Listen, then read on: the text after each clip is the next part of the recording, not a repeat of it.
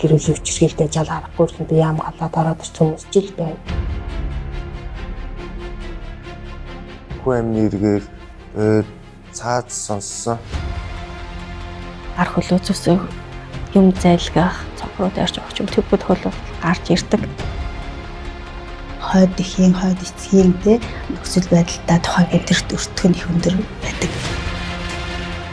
Өгчин зовлон туслаа явуулаа гэл ингээл асуудал болоход юм тэгэл за энэ хил амны юу болж байгаа юм бэ? Ер нь шантрах үед зөндөө байсан. Наранд гарч байгаа дуулзнаа. Эдэн байхгүй гэсэн сайн байж байгаа даа юу? Энэ газар хүүхдийн гар бүсгүй амир хийсэн.